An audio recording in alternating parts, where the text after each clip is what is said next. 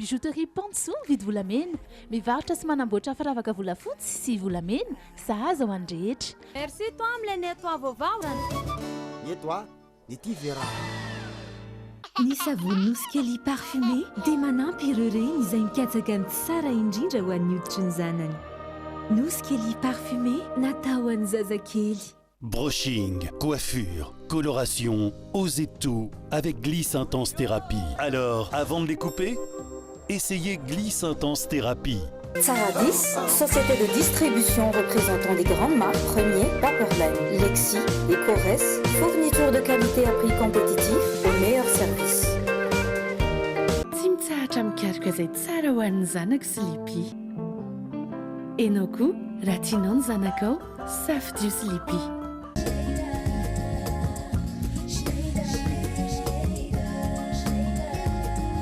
Miaraka aminao isan'andro ny stylo Schneider antoko ny fahombiazanao. Ma safidiko numéro 1 malagasy manolotra ho anao.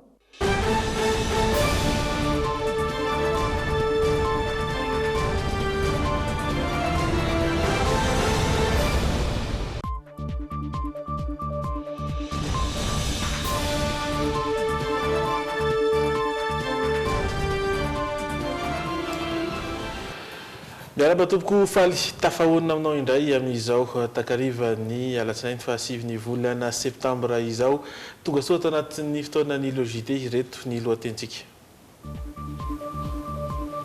Ramatoa iray 7 taona no namony ainy ary nahatratra 200 mahery teo ireo marary nozahana sy notsaboina nandritry ny lamesa lehibe natao teny Soamandrakizay omaly.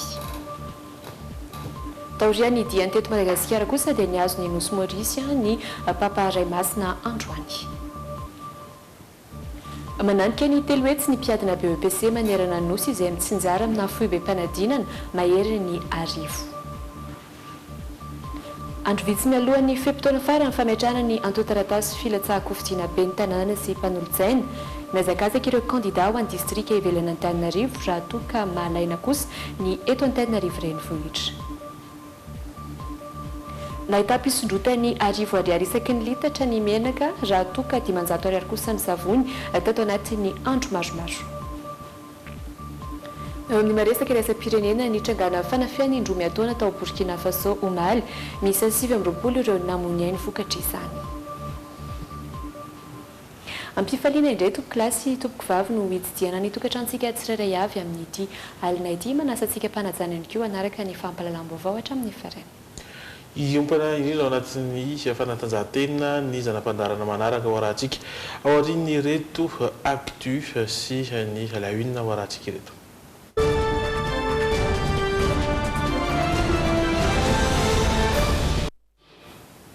Arak'izany dia tapitriny aloha ny fandalovan'ny Papa Raimasina Papa François teto Madagasikara mbola ho tsy ahivintsika eto hatrany ny mikasika an'izay diany izay fa raha tatahaka ny izay fizotony fivahinianana izay teto Madagasikara moa zany dia indro aloha tanterina amintsika manaraka eto anatin'ity fanadiadiana oetiny Stéphane Rakotomalala ety ireo zavanseho ivelan'ny kianjan'ny Soamandrakizay. Isan'izany asa goavana izay nosahan'ny ireo mpitsabo teny an-toerana ny andron'ny lamesa ramatoa iray 7 taona mantsy no namony ainy ary nahatratra 200 mahery teo kosa ireo marary nozahana sy notsaboina amin'ny ankabeny teny lamina ary tsy nisy ny olana nateo amin'ny fitandrona ny filaminana mbarantsika tahaka izao ary ny akon'izay vaovao izay. Tsy tapakolona notanteriny ireo fiara-misahana ny vonjivoina tetỳ amin'ny kianjan'ny Soamandrakizay omaly nandritry ny sorona masina lehibe notariany Papa François.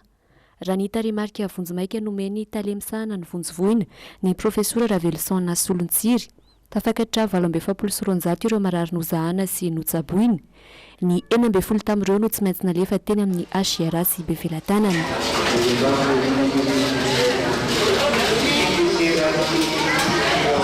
Avizanana sy tsy fahazakana ny atsika ary ny fanintona ireo amin'ny akabe no saikana azy ireo tratrany tsy fahasalamana tampoka. Ramatoa iray 7 taona izay voan'ny sohika mahery vaika na asthme suraigu no nindaosy ny fahafatesana ny alina sabotsy raha ny tatitra ireo tompona ndraikitra hatrany. Dia maly alina tamin'ny ray sasany teo eo zany nisy tranga napalahelo aretina efa grave be le izy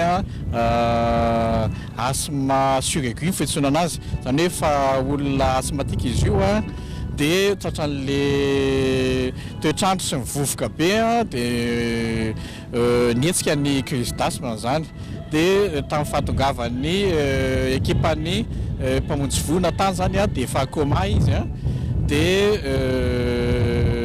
nentina atao amin'ny ambulance teny eo zany a dia teny ampandehanana fikakarana anazy a sy ny famelomanaina izay tsy maintsy natao a dia namony aina izy tany an-dalana mbola tsy tonga tany amin'ny hôpitaly kory. Miisa 300 ireo mpitsabo ny asa tety Soa mandrakizay, ahitana dokotera spesialista, urgentiste, généraliste ary mpitsabo mpanampy. Ambulance manodidina ny 20 kosa no nahetsika.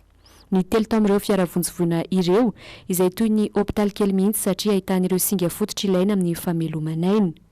Isana nampetsaka ireo raha nambara ny talemsana ny vonjovoina tety Soa mandrakizay hatrany.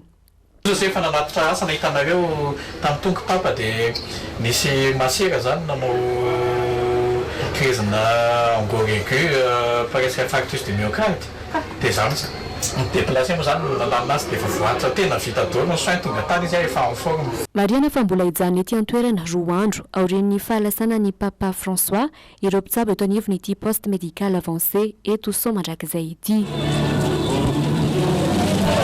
Nitra vitsy ny aloha ny farana ny lamesa kosa efa maromaro ireo mpino ny zotra mora ny azo ny fivoahana isorohana ny fifanosehana. Toy ny tamin'ny fidirana nefa tsy nisy ny olana fa nizotra mpilaminana ihany koa ny fivoahana na dia naharitra ory iray mahery teo aza vao tafavoaka daholo ireo mpino tao anatiny.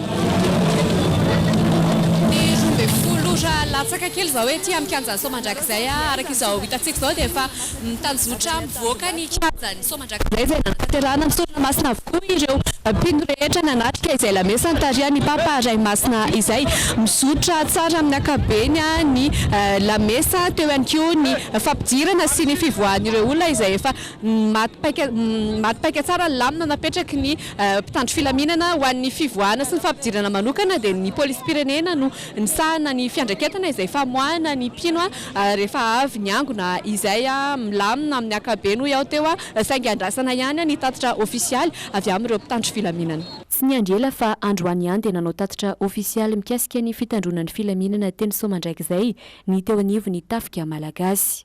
Nanao tamin'ny andro voalohany ny andro natongavana ka hatramin'ny omaly izay nisy ny lamesa lehibe teny Soa mandrakizay dia azo lazaina fa nizotra tao anatin'ny fitonina sy ny filaminana tanteraka zany ny fivahinianan'ny papa. Raha atao banky tokana dia nilamina ary tsy nahitana fioara-pefy ny tontolo andro ny omaly. Ny fitohanana teny amin'ireo lalana nizoran'ireo kristianina marobe kosa no nampanano sarotra ny famoivoizana. Isan'ireo ny teny Alarobia, Androibe ary Analamahitsy.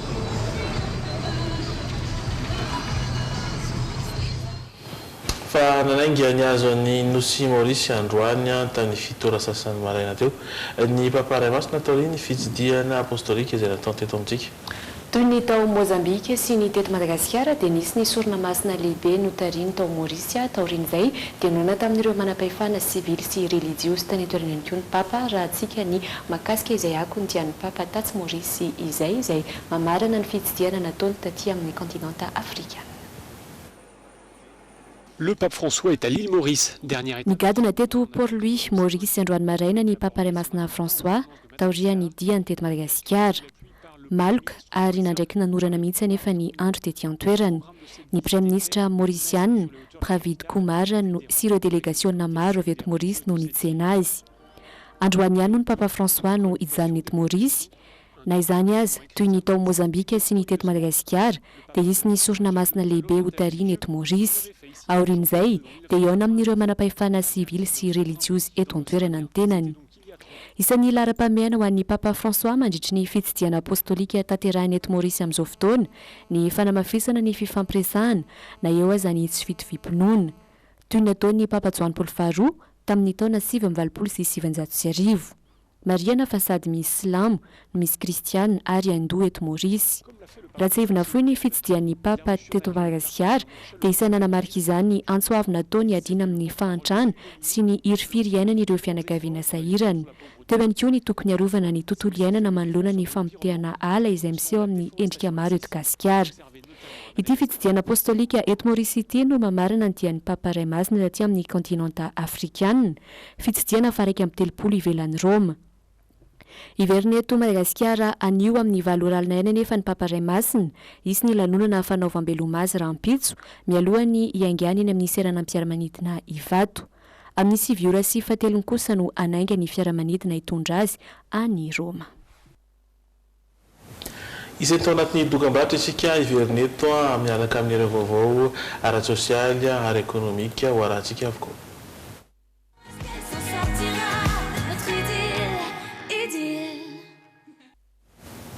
Taverina eto amin'ny logité isika araky ny efa nampanantenana sy nambara taminao teo dia ho arahantsika ho tsaivitsika nareo fintinina izay dia fivaninanana masina apostolika izay nataony Papa Iray Masina teto Madagasikara izay. Ny farana omaly tokoa ny fitsidiana apostolika nataon'ny Papa Iray Masina teto Madagasikara, feno dia feno ny fandaharam-potoana ny hatramin'ny nahatongavany zoma lasa teo, fitsidiana miampy fankahirezana sy tsodrano ary fitondranam-bavaka ny firenena sy ny vahoaka malagasy no nataon'ny Papa Iray Masina tamin'ireo toerana rehetra izay nolalovany. Tanaty korana sy hafaliana tanteraka moa no nandraisany vahoaka malagasy sy ireo teratany vahiny Papa François amin'izao fitsidiana apostolika ataony eto Madagasikara izao andeha ho tsehiviny feno aja Ariana sy Tekaleo amintsika tao anatin'ity fanadihadiana ity ary ny fampitinana izany rehetra izany. Tamin'ny efatra tolakandro no tonga teto Madagasikara Papa François niaraka tamin'ireo délégation notariny ny zoma lasa teo. Nanomboka teo velom-boly ireo mpino katolika sy ireo izay nanam-paniriana ahitan'ny Papa François filohan'ny Église catholique mpamafy fiadanana sy fanantenana. Ny maraina ny sabotsy dia namin'ny fitsidiana ara-diplomatika teny amin'ny lapam-panjakana iavoloha Papa François niaona tamin'ny filoham-pirenena sy ireo solon-tenam-panjakana isan-karazany, ireo fiarahamonim-pirenena ary ireo tompona andraikitra isan-tsokajiny eto amin'ny tany sy ny firenena. Ho fahatsiarovana fa nandalo teto Madagasikara ny Papa François dia niaraka namboly baobaba izy sy ny filoham-pirenena tao iavoloha.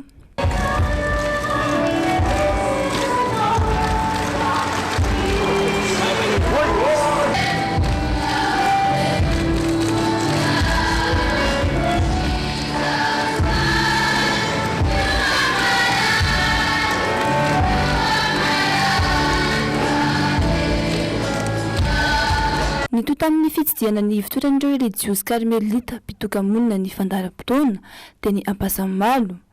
Nankahery azy ireo Papa François fa ny famendrehana dia miainga amin'ny fahaizana mankatoa amin'ny fihetsika kely isan'andro ary mba haka ohatra ny masim-bavy Terezin'i Jesoa zazakely izy ireo.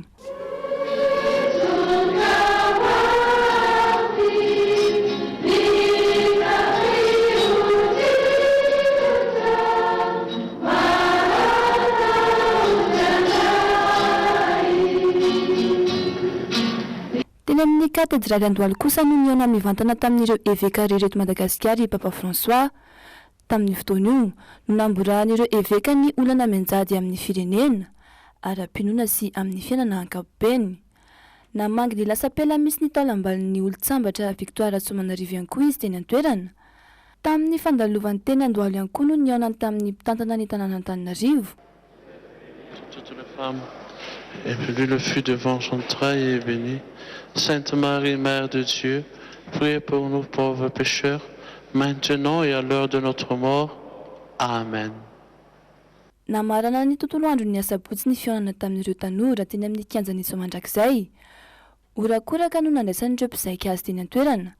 Afatry ny Papa ny hoe amafiso amponareo ny fitiavana te hampandrosoan'ny firenena amin'ny fiadiana amin'ny fahantrana, ny tsy fahaizana mamaky teny sy manoratra ary manisa ary ny fanavakavahana. Fotona ihany koa nanankinany any fiainan'ireo malagasy eo ambany elatry Masin'i Maria, tompo vavy malagasy araky ny tonkira katolika. Ho an'ny tontolo andro ny alahady kosa indray, tamin'ny roa maraina dia efa feno olona ny lalana rehetra manerana Antananarivo, indrindra ny teny amin'ny manodidina ny Somandrakizay. Ny safidy ny andeha tongotra ireo mpizaika tsy afaka namonjy ny alimbavaka mba ho fiarah-mientana. Tamin'ny fitora maraina dia efa tafapetraka avokoa ireo mpino-rehetra teny an-kianja niandry ny fahatongavan'ny Papa Iray Masina. Naharitra ora 3 teo ny sorona masina lehibe notariny. feno afatra ny toriteny nataony ho an'ireo mpino kristianina rehetra.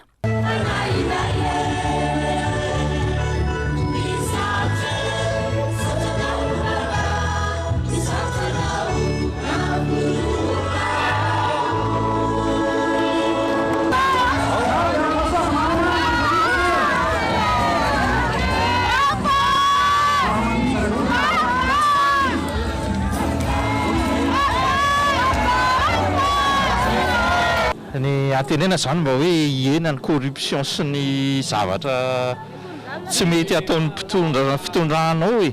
Io mba hipakany amin'ny zareo le izy dia mba hiova tokoa fiainantsika.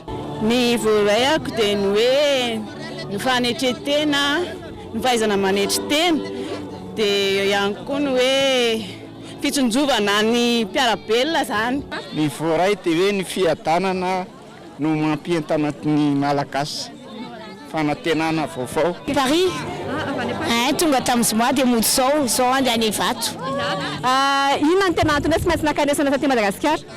Fitokavany papa sady anniversaire conjoint, ce sont mes 50 ans. Sady za fampanaraka amin'ny papanay Roma koa ka. Je suis un guide bénévole au fait pour Rome à Paris, voilà. Alohan'ny namaranana ny fitsidiana pastoraly dia tsy adin'ny papa François ny namangy ireo ankizy sy tanora mpianatra teny amin'ny tanàna Kamasoa tarihin'ny pretra OPK Pedro. Notsenan'ireo mpianatra tamin'ny hira fitoriana fitiavana azy i papa François, nandritra ny lahateny no nanentanan'ireo tanora sy ankizy mpianatra mba tsy ho kivy amin'ny voka-dratsy ny vesatry ny fahantrana. Anjaranareo tanora ho hiatrana izy ny manohy ny asa efa vitan'ireo zokinareo. Izany rehetra izany dia ho hitanareo ao amin'ny finoana sy ny fijoroana vavolombelona amin'ny asa vitan'izy ireo taminareo ankizy sy tanora.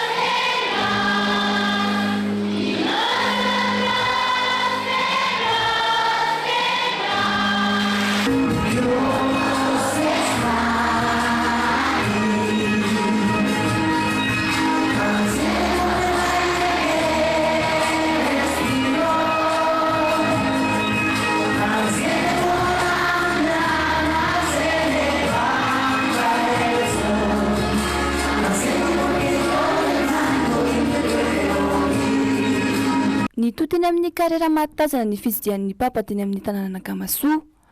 Nankahiry ireo mpiasa karera rehetra izy sy ny vahoaka Kamasoa tonga teny amin'ny kianjan'ny Masindapiera teny an-toerana tamin'ny alalan'ny vavaka sy tsodrano tao anatin'ny vavakana sandrany mba ampirahiny ireo olona miasa mamaky vato mba tsy handy hatrany fa hifanampy hatrany. Nisy ihany koa teny mahatazana ny fihaonana tamin'ireo finoana hafa misy eto Madagasikara.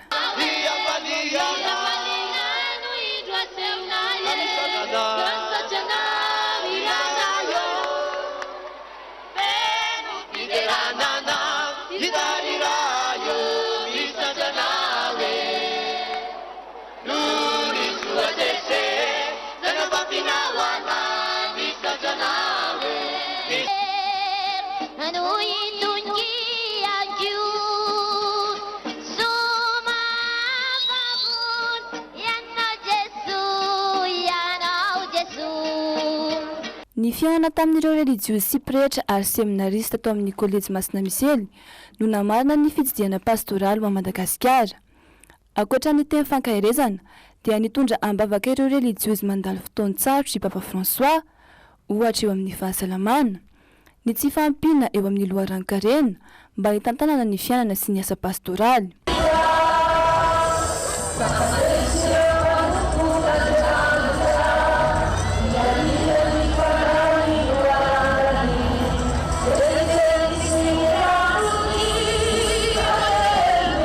Tamin'ny lalana rehetra nolalovan'ny papa Raimasina dia tome volona avokoa miandry ny fandalovany. Misy mihitsy ireo mamonjy ny manodinina ny toerana rehetra nalain'ny papa François.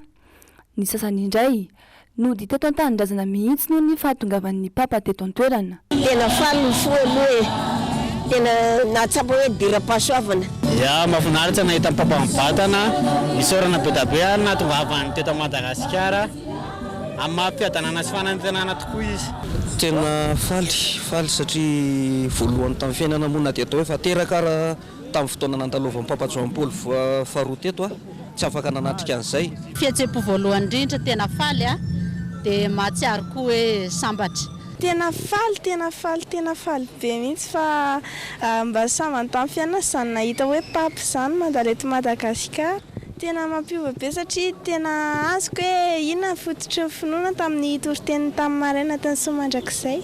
Tena faly be, tena ohatrany hoe nisy zavatra be azoko vao boka vao nahita anazy fotsiny. Mitondra fahasoavana be satria papa ve tonga eto Madagasikara dia sy zavatra io izy ala ve efa hoe mpamafiadanana dia.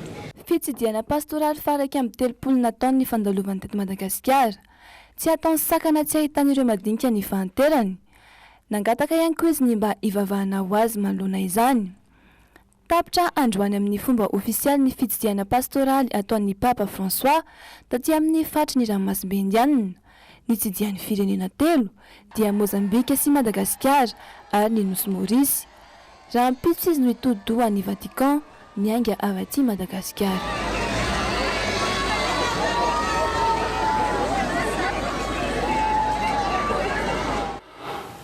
Amafisina ihany fa raha ampitso amin'ny fitora sasany ny Papa Raimasina no hiainga etsy amin'ny nonsiatura Ivandry ary azo ny seranam-piaramanidina iraisam-pirenen'ny Vato.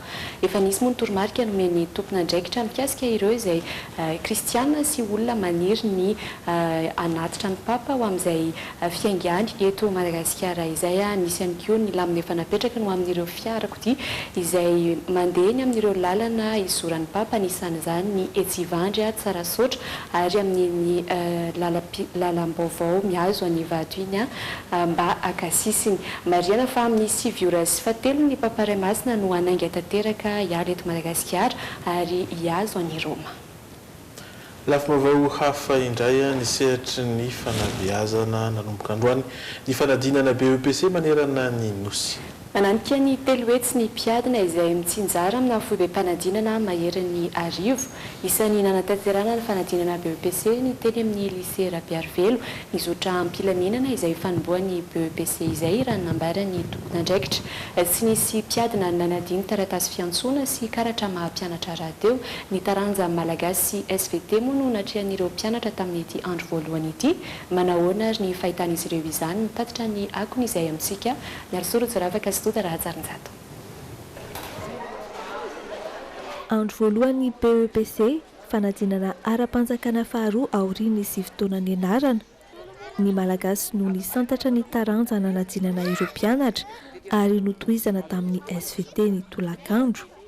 Raha ny hevitry ny mpiadina tsy ampy ilay adiny 3 hiatrehana ny taranja malagasy. Ny hafa kosa milaza fa tsy nanahirana ny fanomboan'ny BEPC satria ny efa natao tany ampianarana ihany no noverina. Nahoana ny famoronan-dahatsoratra ny resaka momba ny famoronan-dahatsoratra resaka momba ny asa. Mora le famoronan-dahatsoratra satria efa natao entraînement tany ampianarana le izy. Tena nanahirana anazy zao le hevitra sy fitodika reny izay ihany. Teo amin'ilay famoronan-dahatsoratra lasa nanomboka ny hazakazaka be satria adiny iray sisa ny ambiny kanefa mety tsy ahavitana famoronan-dahatsoratra fotsiny le adiny iray. Iray amin'ireo foibem-panadinana 2 ato anatin'ny farim-piadidim-pampianarana Antananarivo renivohitra ny lycée Jean Joseph Rabearivelo izay mandray an-tanana mpiadina mahery ny 900 mandritra ny 4 andro. Raha toa ny olana mahazatra tahaka ny hoe fanadinon'ny ankizy convocation ny fahatarana elaela tsy nisy izany izay zavatra izay tamin'ity indray mitoraka ity. Roa isaky ny efitrano ny mpampianatra manara-maso ny fanadinana. Misa 4 kosa ny mpitandro ny filaminana miantoka ny fiambenana ny foibem-panadinana na andro na alina.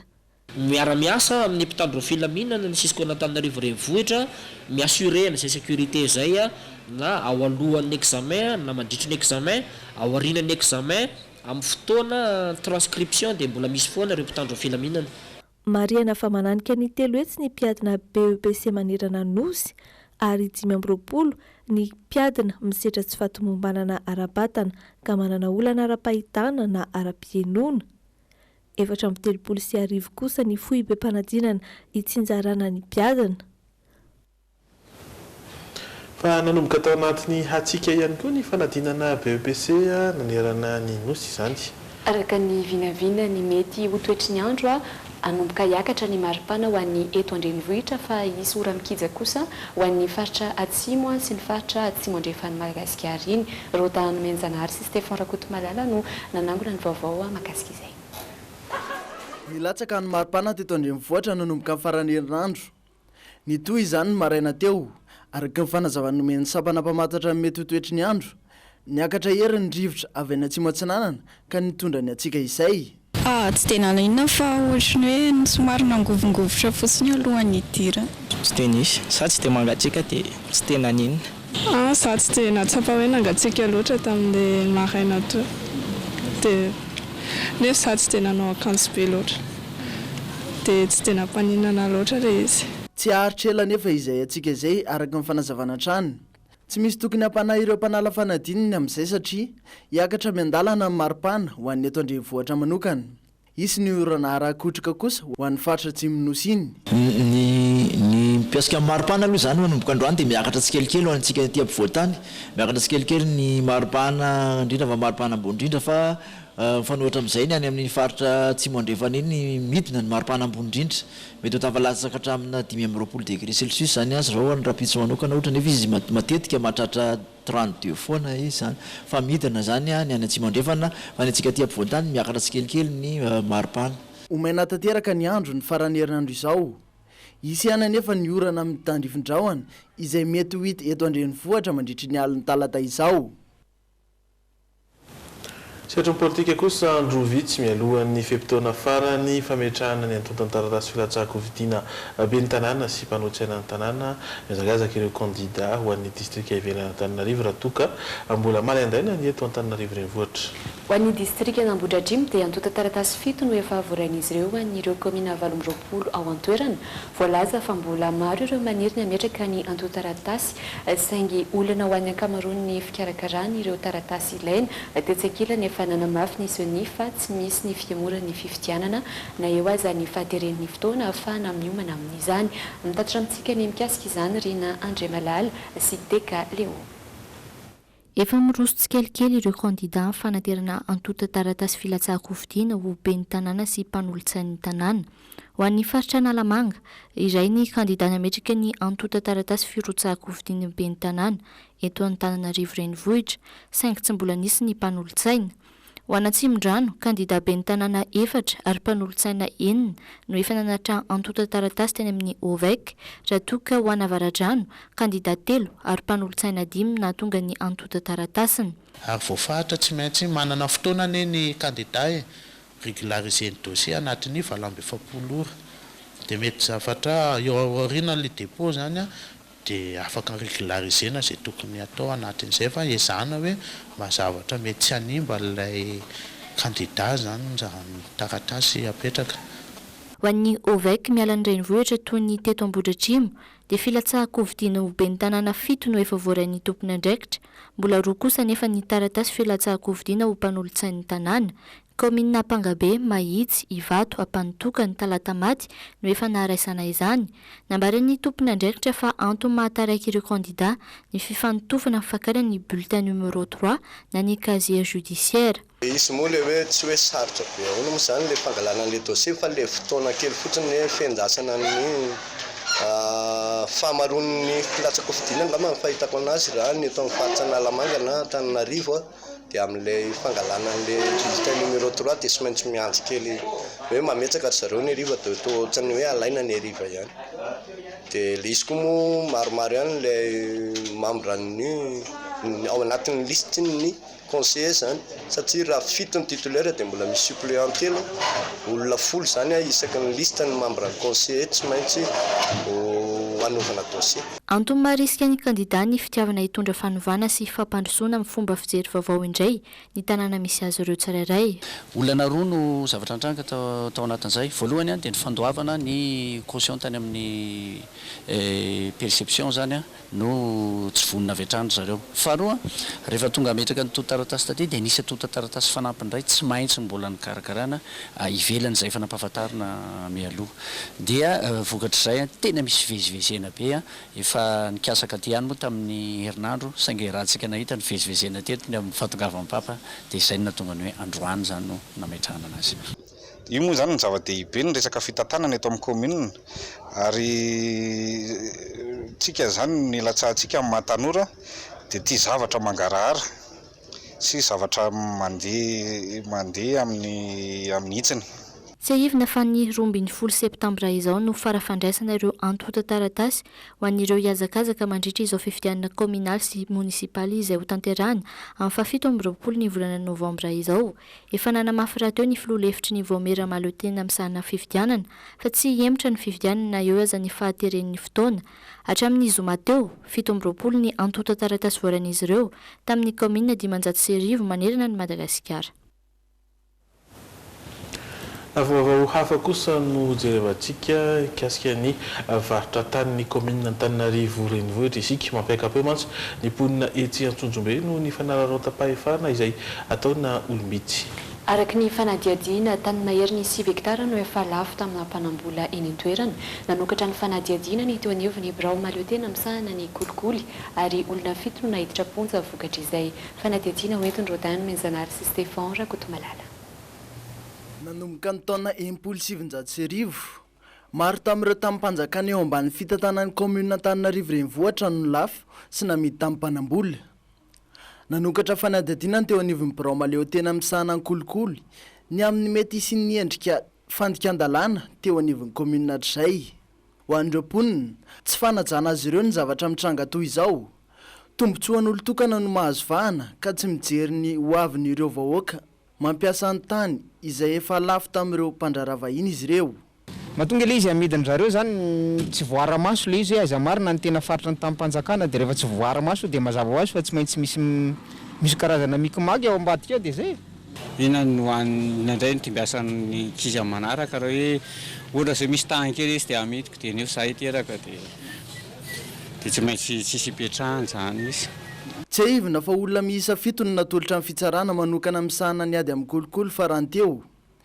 Mpiasan'ny fananantany teo aloha, sekretera mpanatanteraka teo anivo filakevitry ny tanàna, tale misahana ny raram-pitsarana tao amin'ny commune teo aloha, mpanera iray, ary olona nisitraka tombotsoa tamin'ny fandikan-dalàna. Ary indrindra ny filohan'ny filakevitry ny tanàna teo aloha, izay lasa tale ao amin'ny ministeran'ny serasera sy ny kolontsaina ankehitriny. Anisan'ireo ny doboka amponja vonjomaika niaraka tamin'ireo voaroiroy. Tany misa enina, mitotaly 6 hektara mahery eny Antsonjombe no antony famotorana azy ireo. Tokony mba mampilaza kokoa zany izy hoe ho an'ny vahoaka madinika hoe ho amidinay le tany tokony maka ny hevitra ny vahoaka aloha zareo. Fa tsy hoe commune zareo dia manana ny fahefany mandidy hoe fa tsy mba mitinja fahefany vidin'ny vahoaka. Tsy mety satria tamin'ny mpanjakana tamin'ny vahoaka tokony tsy amidin'ny commune mihitsy na ahoana na ahoana. Tsy mbola nahareny esapeo ny mikasika ity tranga ity teo anivon'ny ministeran'ny serasera sy ny kolontsaina. Isan'ireo nampiakapeo-ny mpony ety Analamahitsy izao ny famarotana ny CEG teo aloha ho an'ny mpandraharaha vahiny izay nandrava azy hatramin'ny sekoly teo. Tokony isy ny fifampiresahana hoy ny mponiny ety mialohan'ny zavatra tahaka izao fa na raha maso akaiky no andrasan'izy ireo. Fieritreritra ny toe-karena na hitam-piakarana ny vidin'entana izay fampiasa amin'ny andavanandro. Ny menaka sy ny savony vokarina eto toerana no nahitany zandra ny fanadiadiana izay nataony Rina Andriamalala sy Tota Rahatsarinjato manodidina ny 1000 ariary isaky ny litatra ny fiakarana raha toa ka 500 ariary kosa ny savony.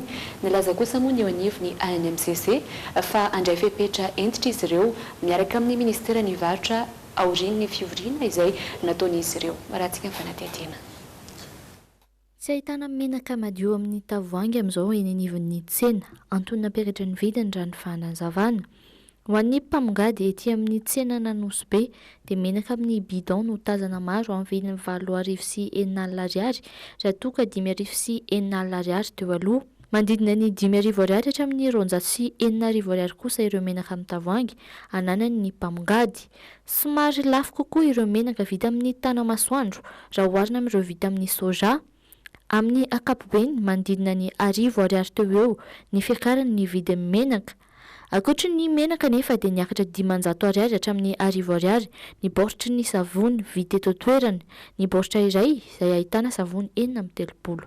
Menaka ny tena niakatra dia menaka madio tsy isa mihitsy indrindra fa ny amin'ny bidon dia ny cacheteny mora indrindra zao 250. Raha nanantona mpivarotra antsinjarana anefa izahay dia ny menaka ny tena olana ho an'izy ireo amin'izao fotoan'izao. Tsy maraka ny tinady ny tolotra. Ny menaka mandry ihany no atolotra ho an'ny mpanjifa amin'ny vidiny 4,000 ariary ny 1 litatra. Niakatra menaka cacheteny. Lasa amidy 550 zao. Zao tsy manana aloha amin'izao. Fa menaka mandry sisa misy fa ny madio fa ela be tsy nanajo hatramin'ny volana ao. Manoloana ny fiakaram-bidy tsy mitovy eny amin'ny tsena dia nilaza ny tompon'andraikitra mpanaramaso ny vidin'entana ao amin'ny ANMCC fa andray fepetra entitra izy ireo miaraka amin'ny ministeran'ny varotra mba tsy hampitaraina ireo mpamokatra sy mpanjifa toy izay nataony mpamokatra savony malagasy izay mitaka ny ampiarana ny tatao-kevitra ho an'ny mpanafatra poti-tsavony. Anisan'ny andrasan'ny orinasa mpamokatra savony eto amintsika ihany koa ny didim-panjakana ampiarana ny fepetra fantsiana ny ivon'ny tsena. Hoajantsika teo aloha ny vaovao avy eto an-toerana fa hijery avy hatransika ny maresaka avy any ivelany. Ao Burkina Faso nitrangana fanafiana indroa miataona tany toerana omaly fiara be iray no nipoaka ka namoizana ain'ny olona maro teo ihany koa ny fanafiana izay nitranga tamina fiara iray mpitondra fanampiana avy amin'ny PAM na ny programme alimentaire mondial raha ny tatitra vonjimaika izay nataony mpitondra ao an-toerana dia tafakatra 720 ireo namony ainy vokatra izay fanafiana indroa nitranga tao Burkina Faso omaly izay. Jour de deuil au Burkina Faso. La communauté de Alady mainty ho an'ny Burkina Faso ny zava-nitranga teto an-toerana omaly.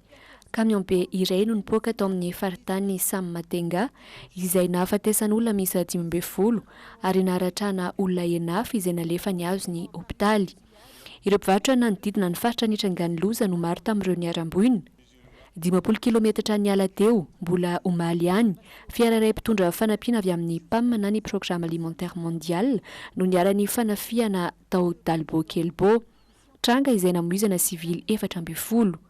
Raha ny tatitra vonjimaika nataon'ny gouvernemanta dia mitotala 720 ireo olona namony ainy vokatra ireo fanafiana indroa miataona nitranga teto Burkina Faso ireo. Efa nandefa miaramila manokana isambotra ireo navandosa sy tandrony filaminana tany amin'ireo faritra nitrangany fanafian'ireo moa ny fitondrany eto Burkina Faso raha nambara ny mpitondra teny ny gouvernemanta androany. Tato anatin'ny efataona izao tsy nitsahatra ny sesy ireo trangana fanafiana sy eriseritra eto Burkina Faso izay nataon'ireo vondrona mpampiororo jihadista sy ny fanjakana islamika. Hatramin'ny taona 2012 efa mahery ny 700 ireo namony ainy tany avaratra sy atsinanany Burkina Faso. Ampatsahivina aminao ireo vaovao izay nisongadina ramatoa iray 5-10 taona no namoiny ainy ary nahatratra 200 mahery ireo marary no zahana sy nitrabohina nandritra ny lamesa lehibe natao teny Soamandrakizay omaly taoriny diany teto Madagasikara kosa dia niazo ny Nosy Maurice ihany koa ny Papa François tamin'ity androany ity. Sehatra fanabeazana mananiky ny telo hetsy ireo mpiadina BEPC manerana Nosy izay mitsinjara amina foibe mpanadinana mahery ny arivo ny taranja malagasy ny SVT no niketrohan'izy ireo tamin'ity androany ity. Ireo setra politika andro vitsy mialoha ny fepitoana farany fametrahana antota-taratasy filatsan-kovidina be ny tanàna sy mpanolotsaina nazakazaka ireo kandida ho an'ny distrika ivelana Antananarivo raha toka mbola maraina ny eto Antananarivo renivohitra tsy hisy fiamorana amin'ny fametrahana izay antota-taratasy izay raha ny fanambaran'ny SENI. Eo misy hatry ny toekarena kosa nahitany mpisondrotany arivo ariary isaky ny litatra ny menaka raha toka 500 ariary ny savony tato anatin'ny andro maromaro izay. Ireto kosa indray ireo zanam-pandarana miandry antsika aoriany dokam-barotra amin'ity alina ity. Ny fiadiana izay ho tompon-daka eran-tany amin'ny taranja basketball no isan'ny songadina atao anatin'ny idesport raha n'ireo vavoara-panatanjahantena maro. Papa Fafiry Papa François izay kosa no fanontaniana napetraka tato anatin'ny Oyanao. Ndeha naraka dokam-barotra vetivety ary dia miverina eto isika aorin'izay.